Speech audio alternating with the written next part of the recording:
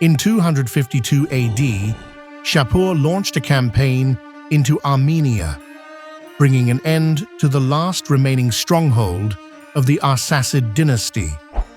At the same time, the Romans had advanced into the western territories of the Sasanian Empire, capturing Nisibis, Edessa, and Dura-Europos once more. Upon learning of this, Shapur first marched toward Nisibis, and after several months of siege, succeeded in taking the city. He then turned his attention to the Roman forces stationed at Barbalissos. Roman sources again fall silent regarding Shapur's victories, offering no detailed account of the battle. Yet in the inscription of the Kaaba-i-Zartosht, Shapur himself describes the event in the following words: "Caesar lied again and did wrong to Armenia. Then we attacked the Roman Empire and annihilated at Barbalissos a Roman force of 60,000, and Syria and the environs of Syria we burned, ruined, and pillaged all." With the fall of Nisibis and the destruction of the Roman army at Barbalissos, nothing remained to hinder the advance of the Persian forces. Shapur himself marched into Syria, while ordering his son, Hormizd Ardashir, to move from Armenia and launch raids into Cappadocia and Cilicia. Between 253 and 256 AD, Persian forces spread throughout Syria and Cappadocia, plundering Roman cities and countryside alike. During this campaign, Shapur promised the imperial throne of Rome to a figure named Syriades, who in return assisted the Persians in opening the gates of several Roman cities. Among the most important cities captured during Shapur's raid was Antioch. Ammianus Marcellinus recounts the moment of its fall. One day at Antioch, when the city was in perfect tranquility, a comic actor being on the stage with his wife, acting some common scene from daily life, while the people were delighted with his acting, his wife suddenly exclaimed, "Am I dreaming, or are the Persians here?" The audience immediately turned round and then fled in every direction while trying to avoid the missiles which were showered upon them. The city was burnt, and a number of her citizens killed. During his campaign in Syria and Cappadocia, Shapur captured numerous cities and fortresses, yet rather than annexing them outright, he followed an ancient Near Eastern custom. The inhabitants of these cities were deported into Iran-Shah, where new settlements were established for them. The devastation wrought by the Persians across Syria and Asia Minor compelled Emperor Valerian to come east in person. He arrived in Antioch in 254 AD, but he was not yet prepared to face Shapur in open battle. Seizing the opportunity, the King of Kings marched toward the city of Dura-Europos. In 256 AD, the Persians, following Shapur's command, placed the city of Dura-Europos under a full siege. The Romans, who had occupied the city since 252, well understood its importance in the silk trade. For this reason, they heavily fortified its defenses and stationed 14,000 troops within the garrison, including 3 legionary units and 3 cohorts. Shapur, who by then had acquired extensive expertise in siege warfare through years of campaigning on both eastern and western fronts, immediately ordered his soldiers to begin tunneling beneath the city walls. He knew that the Romans would counter by digging underground tunnels of their own, and he came fully prepared to thwart their efforts. The Persian sappers extended their tunnels to the base of the walls, but did not attempt to enter the city. Instead, following the King of Kings' instructions, they placed jars filled with an inflammable mixture of sulfur and bitumen inside the tunnels. When the Romans descended into the tunnels to counter the Persian sappers, they walked directly into the trap the Persians had prepared for them. Several Roman soldiers collapsed and died after inhaling the toxic fumes released within the underground passages. The tactic employed by the Sasanian forces is considered one of the earliest recorded uses of chemical weapons on the battlefield. With the Roman defenders incapacitated, the Persians seized the opportunity and entered the city through the tunnels they had dug. Fighting broke out in the streets between Roman and Sasanian troops. Despite their resistance, the Romans stood little chance against the Persians. After fierce urban combat, the city finally fell. Following Shapur's orders, Persian forces spread throughout the city and set it ablaze. In accordance with the policy established earlier by his father Ardashir to secure full control over the silk trade, Shapur commanded the destruction of Dura-Europos. After his victory at Dura-Europos, Shapur suspended his campaign for a time to allow his forces to recover. With the arrival of spring in 260 AD, he was once again prepared to advance into the northern regions of Mesopotamia. The objective of this new campaign was the capture of the two key cities, Karhai and Edessa. Shapur organized his forces into two columns. The smaller column marched toward Karhai and placed it under siege, while the larger column, approximately 40,000 men under Shapur's direct command, encircled Edessa. On the opposing side, the Roman Emperor Valerian, upon learning of Shapur's advance, departed Antioch and marched toward Mesopotamia. When he reached the vicinity of the Euphrates, he was informed that Edessa had already been besieged. He immediately set out to relieve the city. When word of Valerian's approach reached Shapur, he resolved to confront him. Leaving a smaller contingent to maintain the siege, Shapur took the main body of his forces and moved to block the Roman advance. In the spring of 260 AD, Emperor Valerian, having learned of the siege of Edessa, crossed the Euphrates in an effort to relieve the city. Aware of the recent victories of the Sasanians, he had assembled an enormous force of 70,000 men. The bulk of this massive army consisted of heavily armored infantry drawn from across the empire.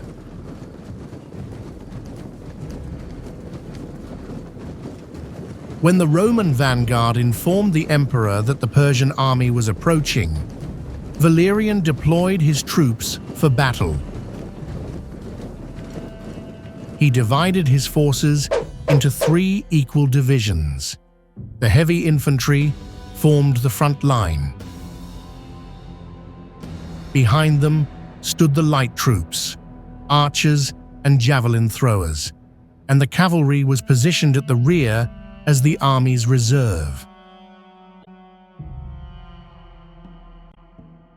On the opposite side of the field, Shapur, commanding an army of 40,000, prepared to meet the Romans. Like Valerian, he divided his forces into 3 divisions. On his right wing, Shapur relied exclusively on his cavalry. He placed the finest Persian horsemen on this flank, which he personally commanded. The troops here were arranged in 3 ranks: heavy cavalry in the first and third ranks, with mounted archers occupying the second.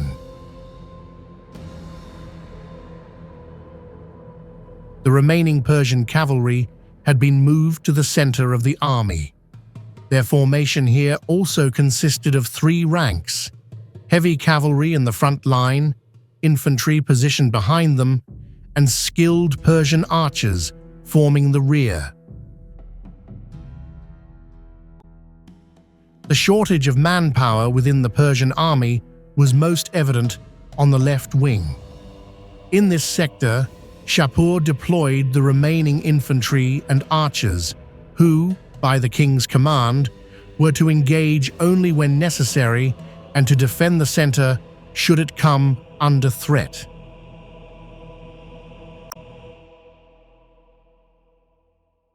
Shapur, once his forces were fully arrayed, wasted no time initiating the attack.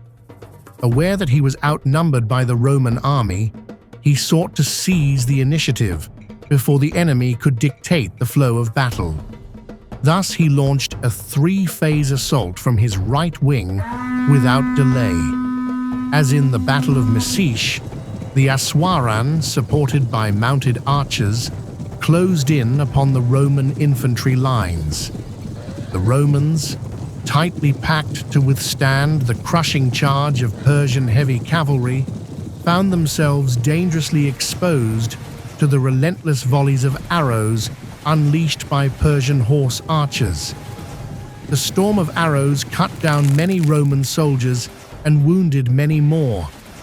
With their ranks thrown into confusion, the Persian cataphracts crashed into the Roman infantry. The first wave of the Persian assault on the right wing achieved complete success. At the same time, in the center of the battlefield, the Persian forces advanced toward the Roman lines. The Aswaran, positioned in the Persian center, feigned a direct charge against the Roman corps. In response, the Romans tightened their formation to withstand what they believed would be a heavy cavalry assault. Seizing the moment, the Persian archers immediately unleashed a dense volley of arrows, inflicting severe losses upon the Roman center. Before the Persian horsemen reached the Roman front rank, they executed a sudden and unexpected maneuver. The cavalry split into 2 groups and veered sharply to the right and left, withdrawing from the immediate front of the Roman line. From within, the cloud of dust stirred up by their movement. Persian infantry suddenly emerged and threw themselves against the Roman center in close combat. Meanwhile, the cavalry circled to the rear and repositioned themselves as reserve forces.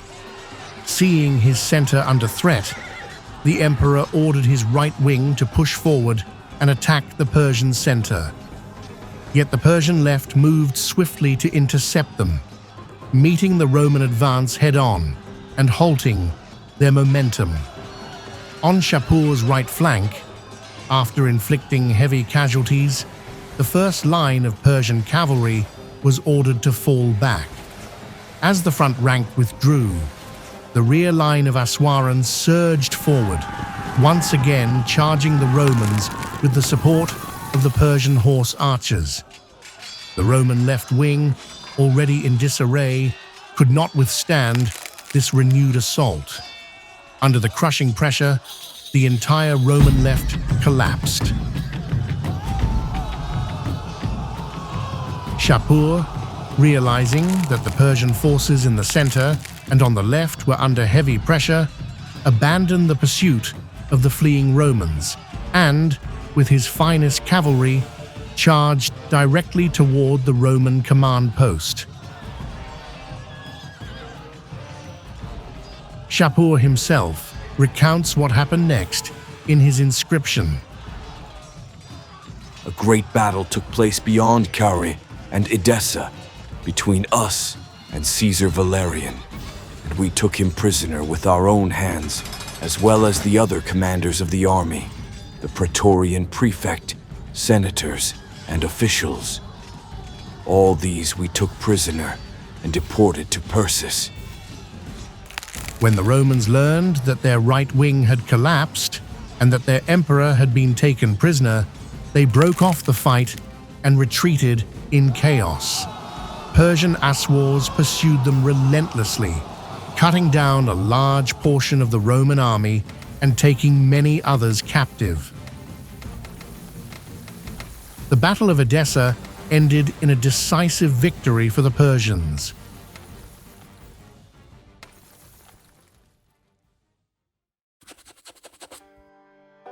What occurred at the Battle of Edessa was without precedent in the entire history of the Roman Empire up to that time. Never before had a Roman emperor been captured on the battlefield. Most Roman sources attempt to diminish the significance of Shapur's achievement.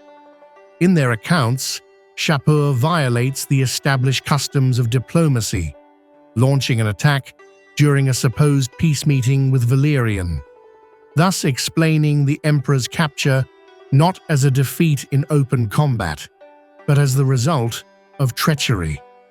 Yet other Roman historians, including Zonaras, explicitly state that the emperor was taken in the midst of the battle itself. In the Iranian and Arabic historiography, Shapur's treatment of the captive Roman emperor is described as chivalrous and honorable. In contrast, Roman, and especially Christian, writers present a far darker and more tragic fate for Valerian. Other Roman captives, soldiers and officers alike, were put to work constructing bridges and other royal structures.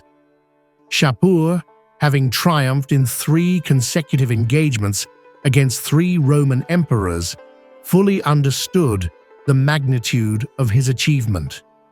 He therefore ordered a series of monumental rock reliefs to immortalize his victories over Rome.